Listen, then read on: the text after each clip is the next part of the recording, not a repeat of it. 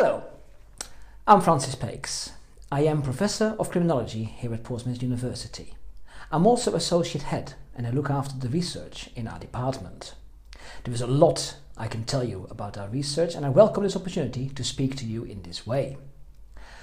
Let me tell you first about our 4 specialist centres.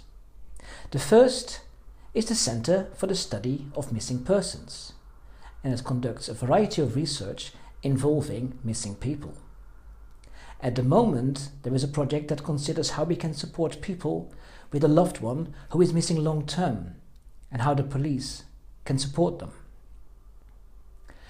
The centre has for the first time established the actual cost of missing person investigations in the UK. It is more than you think, with nearly 300,000 people going missing every year. Our second centre is the Centre for Counter-Fraud Studies. It has recently conducted a profile of household insurance fraudsters, and it was found that people from all walks of life are capable of engaging in household insurance fraud. It has also looked into occupational fraud by staff, and also looked at the cost of fraud to the UK economy. And it calculated that to be in the order of several tens of billions of pounds each year. The third centre is the Centre of Forensic Interviewing, and as the name says, it considers various aspects of forensic interviewing. It has done research for many years on how to interview vulnerable groups, such as children or those with learning disabilities. It has considered the role of interpreters in police interviewing, and recently has done research on how to support and interview victims of human trafficking.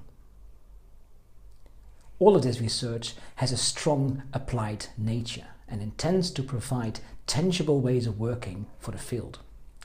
Finally, the Forensic Innovation Centre has undertaken research to establish time of death involving insects found on dead bodies. It looks at new DNA recovery techniques in forensic context.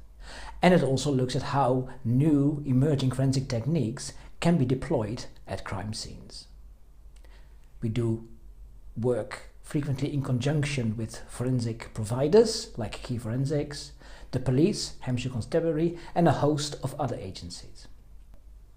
All these centres are on our website, so I would like to invite you to have a look at them and what they have to offer.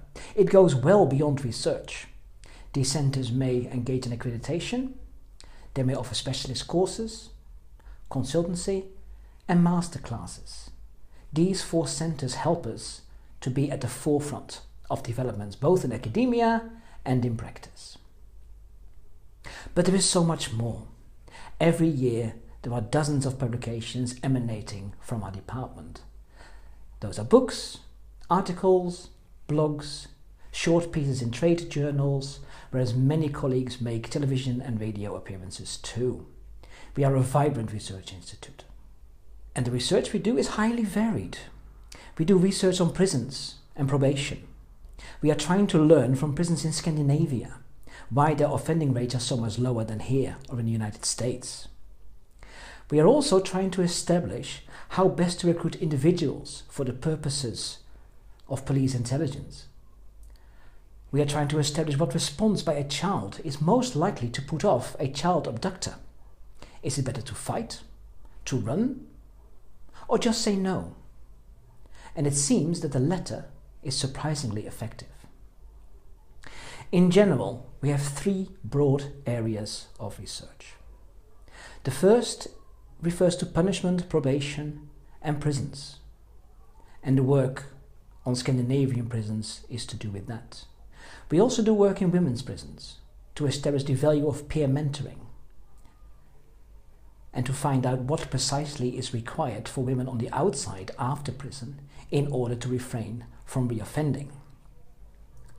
Our next broad area is to do with security, which is becoming one of the key priorities of our university as a whole. Our work varies from considering the very work and qualification of security officers to the planning of major emergencies.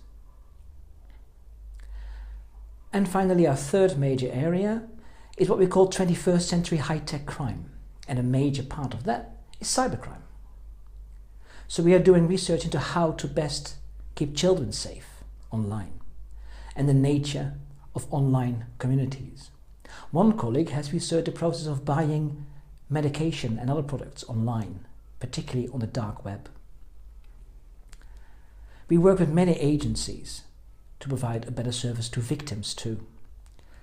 So research and education and the connection between the two is what we're about. We want students to be research aware and realize where knowledge comes from. Many students engage in research, and the further you go into your programs, the more research becomes an integrated part of your learning. Did you know that we have about 140 doctoral students? These are PhDs and what we call professional doctorates. We offer a professional doctorate in criminal justice and also one in security risk management. So we have literally dozens of students engaging in research as we speak.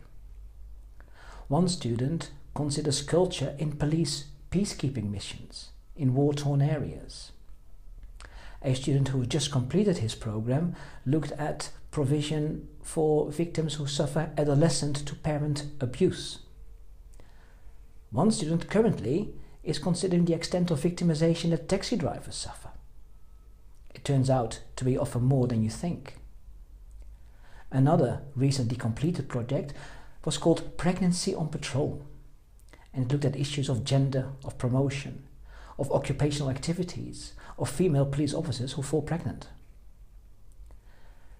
And another project looked at coercion in relation to the treatment of drug users and what coercion actually means to them and the extent to which it is effective. So the variety that we see in research that is carried out by staff, we also see reflected in the projects that our doctoral students carry out.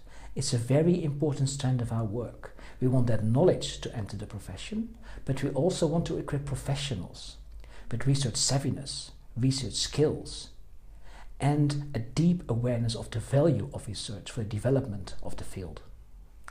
In general, we want our education to be informed by research and inspired by research, not least our own.